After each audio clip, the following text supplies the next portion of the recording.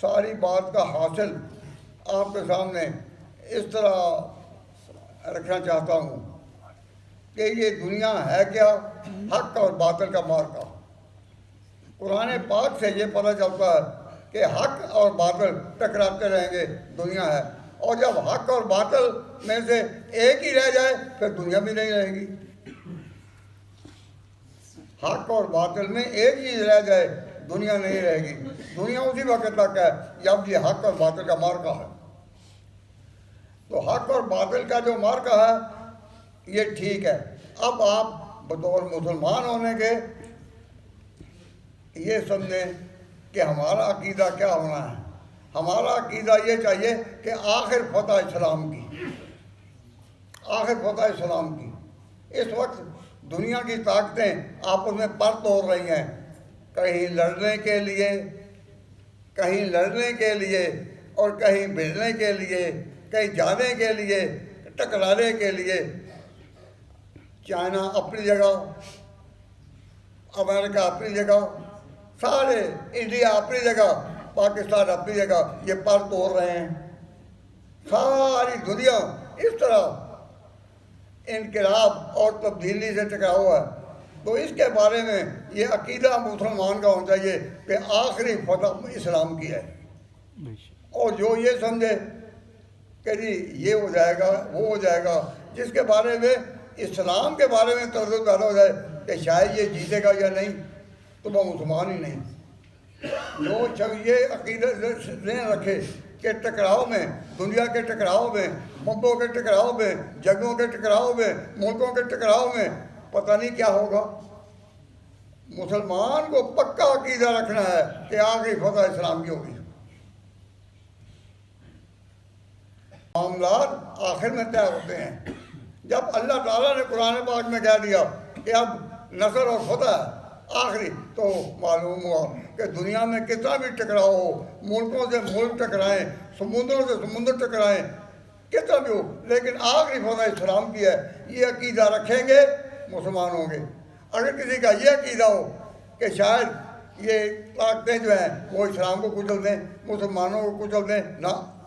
اذا جاء نصر اللہ، جب اللہ کی نصر والفتح ہو اور فتح آ جائے، ورأیت الناس، اور اے مخاطب تم دیکھو، یدخلون فی دین اللہ، اللہ کے دین میں لوگ آ رہے ہیں، افواجا، فوج اور فوج، فوج اور فوج، یعنی یہ فتح ہے آخری کامیابی، وہ فوجی کا طاقت ہے۔ اللہ تعالیٰ کے ہاں تو آخر میں اعمال تولے ہی جائیں گے، وہاں تو فیصلہ ہوگا اس تول کے مطابق، لیکن یہاں اسے آخری کامیابی ہے، اس کو یہ بتایا گیا کہ یہ فوجی ہے۔ اذا جاء نصر اللہ والفتح، جب فتح آ جائے، نصر آ جائے، اور لوگ یدخلون فی دین اللہ، اللہ کے دین میں آئیں، افواجا، فوج اور فوج، فسبح بحمد ربک واستغفر، اس وقت تسبیح میں لگ جاؤ، تسبیح اللہ اللہ کرنا، اللہ اللہ کرنا۔ لیکن جب تک وہ گھڑی نہیں آتی، اپنے لیے یہ بہانہ نہ بناؤ ہم اللہ اللہ کر رہے ہیں، کسی کی بات ہو اللہ اللہ کر رہے ہیں، نہ، یہ بہانہ ہوگا۔ فرمایا جب یہ آ جائے کہ فوج اور فوج ہوتا، ورأیت الناس یدخلون فی دین اللہ افواجا فسبح بحمد ربک واستغفر، تو پھر تسبیح وغیرہ بھی کرو۔ تو تسبیح کرو جب اپنی ذمہ داریاں سنبھالو کہ دنیا میں کیا ہو رہا ہے اور ہمیں بطور مسلمان کے کیا کرنا چاہیے۔ جب تک یہ منظر سامنے نہ آئے تسبیح نہیں، وہ تسبیح نہیں۔ جب اپنے ارد گرد دیکھو تو حالات کا آپ کو پتہ چل جائے گا۔ اگر کسی زخمی کو بھی آپ دیکھ لیں تو آپ کے دل سے دعا نکلے گی کہ یا اللہ اس کو شفا دے۔ ہم سائے کے بارے میں کوئی خبر پہنچے تو اس وقت بھی دعا ہو کہ یا اللہ اس کو شفا دے۔ تو اللہ تبارک و تعالیٰ نے انسانوں کو انسانوں کی خیر خواہ پر آمادہ کیا ہے اور کی رغبت دلائی ہے۔ تاہم دنیا میں جب ٹکراؤ ہوگا، اگر ٹکر تو ہونی ہے، جنگ اول ہوئی جرمنوں اور انگریزوں کے درمیان، پہلی جنگ عظیم، بڑا قصہ ہوا، بڑے حالات عجیب، لیکن آخر وقت گیا۔ پھر دوسری جنگ ہوئی، پھر دوسری جنگ سے لوگ گزرے، حیران ہو کر حالات کو دیکھتے رہے۔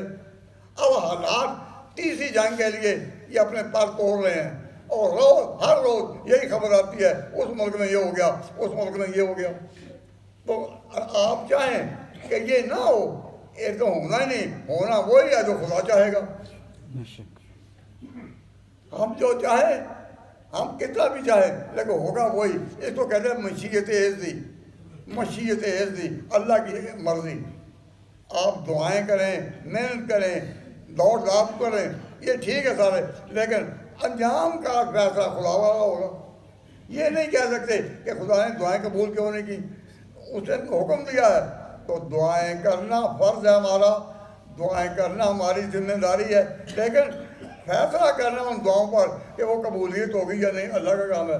تو ارشاد ہوتا ہے کہ اذا جاء نصر اللہ والفتح، بین الاقوامی جنگوں میں، بین الاقوامی ٹکراؤ میں، حق اور باطل کے مارکے میں آخری فیصلہ اسلام کے حق میں ہوگا۔ ذرا بھی تردد نہ کریں